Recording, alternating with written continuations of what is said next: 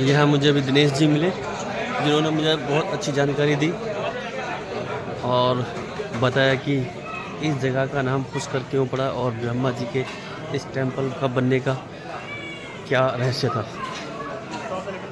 देखिए सर,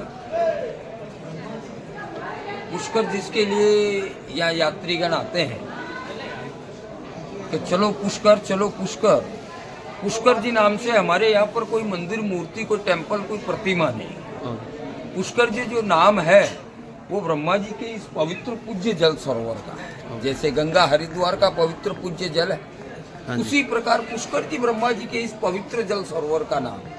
इसी पवित्र पूज्य जल सरोवर के पीछे इस नगर का नाम पुष्कर रखा गया और इसी पवित्र पूज्य जल सरोवर के पीछे एकमात्र ब्रह्मा जी के मंदिर का नाम है, जिसे आदि गुरु शंकराचार्य जी ने ब्रह्मा जी का हाथ से जो निर्मित है वो पौराणिक तीर्थ ये पुष्कर है, जिसे ब्रह्मा जी ने स्वयं बनाया।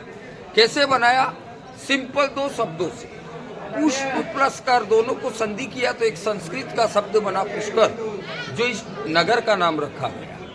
और कमल का पुष्प भगवान ब्रह्मा जी के हाथ से इस पवित्र जल सरोवर के बीच में आके गिरा, गिरने से जल का उत्पत्ति हुआ, इसलिए तीर्थ का भी नाम हुआ पुष्कर। पुष्प प्लस कर दोनों को संधि करने से नगर का नाम पुष्कर हुआ और कमल का पुष्प भगवान ब्रह्मा जी के हाथ से आके इस पवित्र जल सरोवर के बीच में गिरा और गिरने से जल का उत्पत्ति हुआ, इसलिए तीर्थ का नाम हुआ पुष्कर। ब्रह्मा जी ने इस पवित्र तीर्थ को सतयुग में बनाया। क्यों बनाया?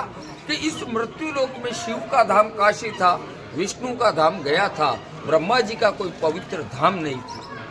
तो ब्रह्मा जी ने अपना धाम बनाने के लिए भगवान विष्णु का सहस्त्र वर्षों तक प्रार्थना किया, तप किया और इस यज्ञ को बनाने के लिए अपना पीड़ा जाहिर किया विष्णु भगवान से कि इस मृत्यु लोक को मैंने बनाया और इस मृत्यु लोक में समस्त देव ऋषि मुनि गण के पवित्र धाम बने हैं, पवित्र आराधना धाम बने हैं, लेकिन मेरा इस संसार का निर्माण करने वाले सृष्टि के निर्माता का इस मृत्यु लोक में कोई तीर्थ नहीं है। तो भगवान विष्णु के द्वारा दिया हुआ कमल का पुष्प भगवान ब्रह्मा जी ने ब्रह्मलोक से गिराया, वो कमल पुष्प के यहाँ गिरने से जल का उत्पत्ति हुआ, इसलिए इस पौराणिक तीर्थ को ब्रह्म पुष्कर के नाम से जाना जाता है। धन्यवाद। ब्रह्मा जी ने यहाँ 5 दिन बैठ के जोड़े से यज्ञ किया, यज्ञ का शुभ मुहूर्त निकाला, देव उठनी एकादशी से पूर्णिमा तक वही 5 दिन का पुष्कर का वार्षिक मेला होता है, जिसे कार्तिक का मेला बोलते हैं, पुष्कर फेस्टिवल के नाम से जानते हैं। हो गया जी? जी धन्यवाद जी, बहुत बहुत धन्यवाद, थैंक यू।